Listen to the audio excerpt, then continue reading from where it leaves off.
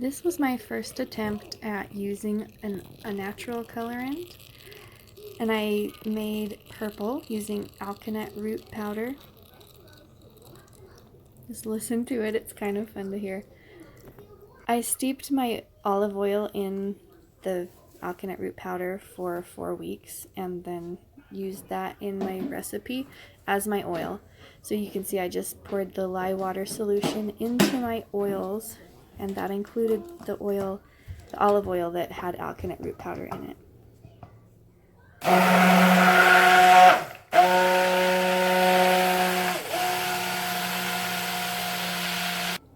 It was really kind of hard to tell when all the oils and lye were mixed together since it was colored. That was different for me. This is the fragrance oil. It's actually an essential oil, lavender essential oil mixed with kaolin clay. The kaolin clay is supposed to be a fixative for the fragrance so that it stays longer. Sometimes essential oils can fade. So we'll see how that goes. Mix that in. There you can see the lavender oil that I used.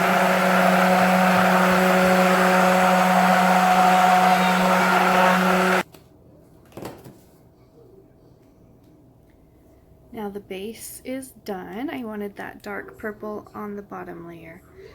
And it was an awesome color. I wasn't sure what to expect using the Alkanet root powder for the first time, but it worked out fabulously. When it's in the oils and steeping in the olive oil, it looks reddish, and then after it gets added to the lye, it turns purple. It's kind of cool. It's like magic. There I am pouring that bottom dark purple layer in. One thing I've learned in soap making is how to scrape out a container and use up every last bit of that soap that you can with your spatula. So sometimes that takes a while, but you want to make sure you get all the soap that you can because those are ingredients that you don't want to be wasting. Now I'm tapping this down to get air bubbles out, and you can see I left a little bit in the bowl. I used it at the end, so don't worry. After saying scrape out all your soap, I actually did. I didn't leave it. Okay, so I actually had to mix up a whole other bit of oil and lye because I used the oil that was colored for the first part of it. So I split my recipe in half and had to mix up another batch, even though it was the same batch. It was just split in half of oil and lye. So that's what this is.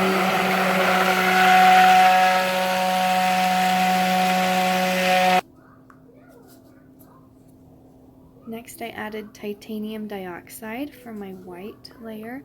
This is a natural occurring colorant. Titanium dioxide is found in minerals in the earth. So that was nice to be able to add white. I use titanium dioxide a lot in my soaps. It's good for lightening colors, for white soap. It's great.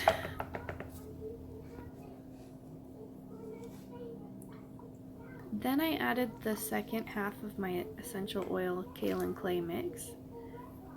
I always want to scent the whole soap if I can. Sometimes fragrance oils with high vanilla content in them, vanillin, will turn this soap brown, so you might want a bright color or white swirl or something that you would leave unscented. But for this soap, I scented the whole thing.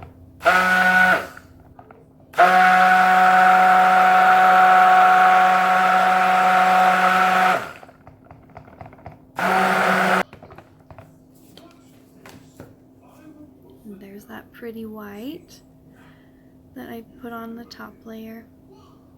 See, scrape all the soap that you can. It's something that I've learned.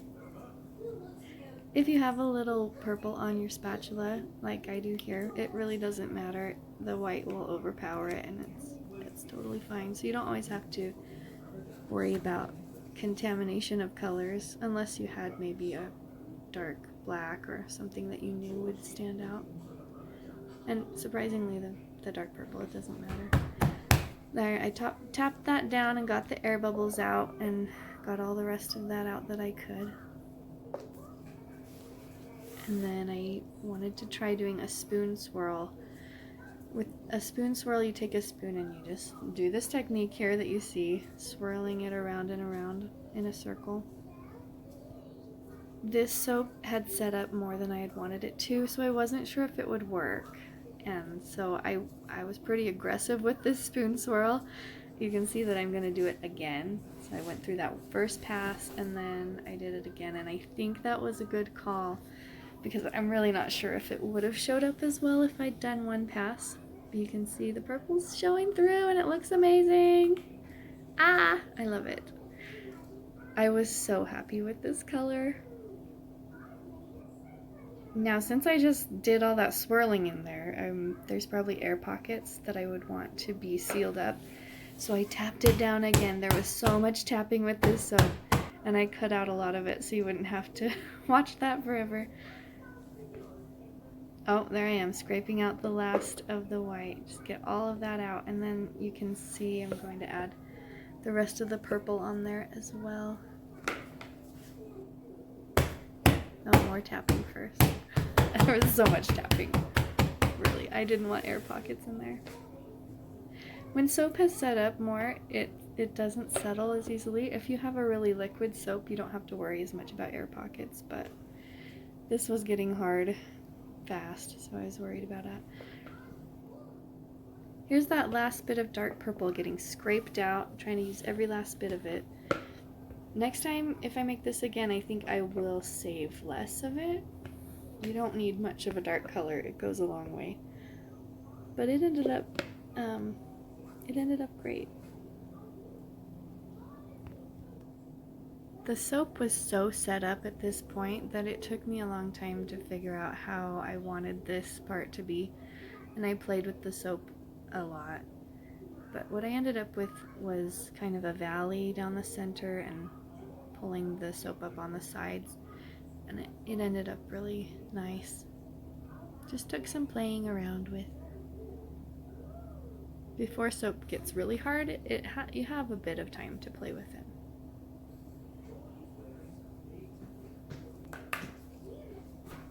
Next, I put some dried lavender buds down the center, and then I realized that I just wanted it all over. I wanted those to really stand out.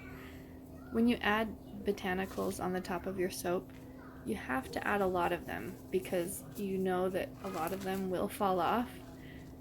So to get any of them to stay around, you've got to add a ton. You can see I add so many of those lavender buds. Or at least it looks like a lot. In the end result, it's just the right amount. It was kind of a challenge to get it to stick to the side.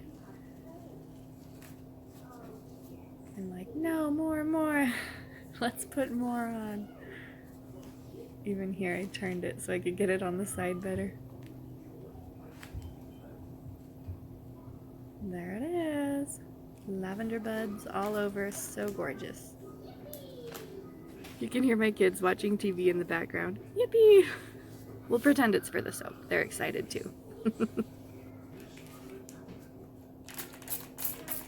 This is rubbing alcohol that I'm spritzing on top to seal everything in and prevent soda ash, which is a white, powdery ash on top that can happen.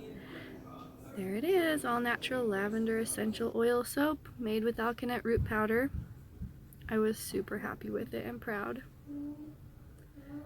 Now it's time to cut. I was like, maybe I'm gonna cut it this way.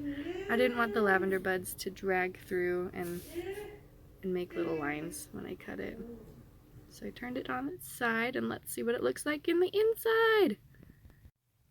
This is just a cheese cutter from Amazon too. Ooh. Sometimes the ends aren't as